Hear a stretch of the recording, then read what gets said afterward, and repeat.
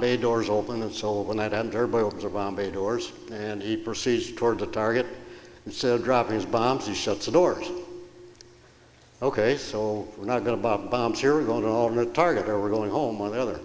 So he starts his right turnaround, and he doesn't go home, he doesn't go anywhere, he goes right around over the same target. That is a cardinal sin in combat. You never go to the same target, same altitude, same airspeed. But we did. Bomb bay doors open, we get almost to the dropping point, and kabang, he's blown right out of the air. One shot picked that airplane right out of our group, kapow. There goes our lead. Well, the secondary lead took over and we dropped our bomb. Turned around, flew out across the beautiful coast of France, up ahead, it's a nice white kiss it over, and we go home. So the contrast is just unbelievable. Unbelievable sometimes. There was another one? Go ahead. The movie Command Decision. I don't know if you're familiar with that or not. But Clark Gable was a group commander, a general, commander of a group. And one day he had two senators visiting him. And they were staying in the tower deck waiting for the group to come home. And the senator turned to the general and said, "General, this is a weird war, isn't it?" And the general turned to him and said, "Yes, Senator, it is. These young men get up in the morning, have a warm breakfast, go out and get in their airplane, go fight a war 25,000 feet over Germany, come home, go to bed, get up the next morning and do it all over again." It's just phenomenal. Yeah. So in the midst of glory, there is gory. Yes, right in your eyeballs, practically. Wow. You said that you had an electric flight suit? I didn't, no. Okay, but there were? The gunners wore suits, yes. Okay, was there ever, how shall I say this, a wardrobe malfunction with the electric suits? No, one of the things they complained about sometimes is where your knees bend or something, the elements would get tangled up or something, they get little hot spots in them, but normally they were pretty good. They worked pretty well. We had, but that reminds me of another story. This can go on all day. I had to abort the missions twice. The first time was I told you about our navigator. The second time we got up over the North Sea, around 10,000 feet, and it's normal for, the co-pilot keeps track of your crew. That's, as far as we worked, that was his job. He's on the intercom all the time, keeping track of the crew, checking their oxygen, all this stuff. We were on 10,500, and it's normal to hook up your oxygen mask 11,000 feet. So he got on the horn and started talking to him about, get your oxygen mask ready, check this, do that, do that. Well, one of the gunners apparently called up and said, "My oxygen is only half here." And one of the others piped up. So he tapped me on the shoulder and told me to check in, and I listened in. And the guys in the back are standing there reading off, "My needle's going down, mine's down to half, mine's down to a quarter." They were losing their oxygen back there. Well, in the back, the oxygen system's all in one system. So the whole back end of my airplane running out of oxygen. Well, I'm not going to go to 25,000 feet and have half a dead crew when I come home. So we turned around. Well, one of the things that concerns a pilot in this situation is it was known that once in a while some smart-ass, guy would carry a wrench on and loosen up a connection someplace and let the oxygen go. So, boy, we were on the horn all the way home. "Are you sure one of you guys didn't do this back there? Are you sure you didn't do something to make your oxygen disappear?" And they all swore up and down they didn't. Well, it turned out they didn't. One of the regulars had gone faulty, and there went our oxygen. Wow. So you've returned home from the States. We understand that the B-17 was not your only aircraft. What other aircraft did you fly? Well, I was, more stories.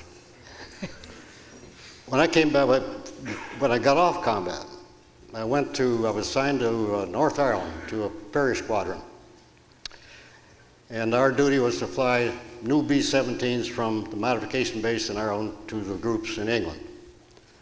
So after combat, that was fun and games. Boy, I had more fun flying at 100 feet than I over the treetops going to an air base. And believe it or not, I flew a B-17 twice by myself. Nobody else. That is possible. The only thing you can't do in the pilot seat of B-17 is regulate your intercoolers and your parking brake. So if you sit in the right seat, you can do everything. You reach all the knobs and switches up here in the center console. when the guy told me that, well, you're going to fly this alone, yeah, well, co-pilot, go with you. I said, are you kidding? I got to fly B-17 alone? I did it twice. It was fun. But after that, I was only there until I finished my missions May 1 of 44, and I was there until August. Then we were packed up and ended up down southwest England. We're going home. And we got over to, we were going to fly home, which is a treat.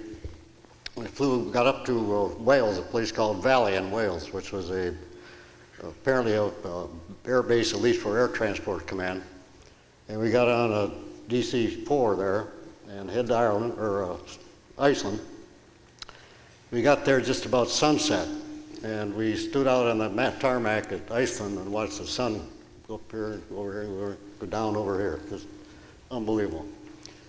And that was the first place we had real milk that we got in England, and real white bread. I mean, it was like having a birthday dinner, a glass of milk and a loaf of fresh bread. We came back home, and when you get back, you get 2 weeks of R&R at Miami Beach, Florida.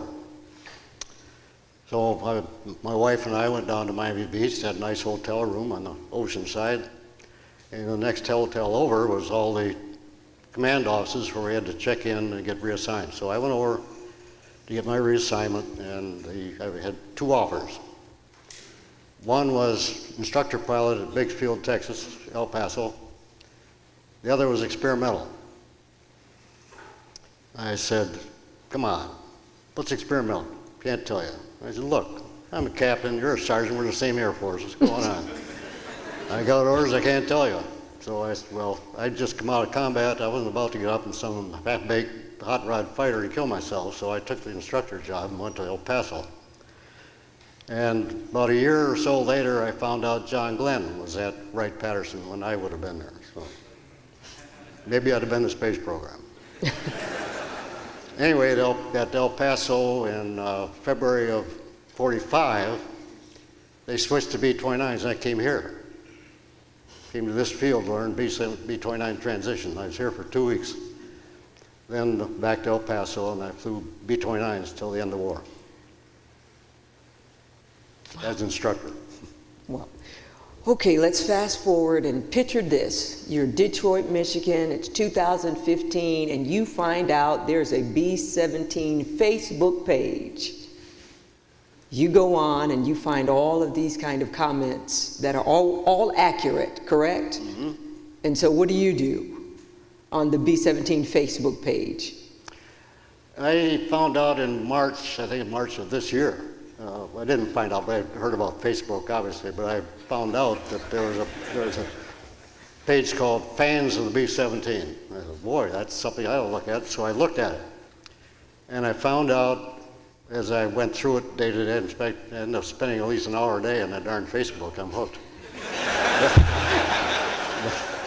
But the reason is, the very reason I'm sitting here now, I find things on there that are just comments about the B-17 and combat back then. They're just so wrong or so distorted or so untrue that I spend my time correcting a lot of stuff on it. You're still an instructor, in other words. He's still an instructor, yeah. Great. Well, we thank you for this time, and we understand that August 13th, you're going to be having a birthday. Yeah. Do you mind sharing us how young you will be? 65, I'm going to retire. Okay, wonderful.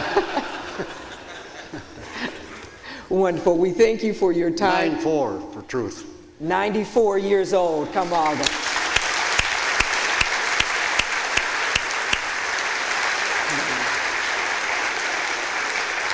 Well, Bob, thank you for coming and sharing with us. And again, we are humbly grateful. Any parting words that you have for us? My pleasure.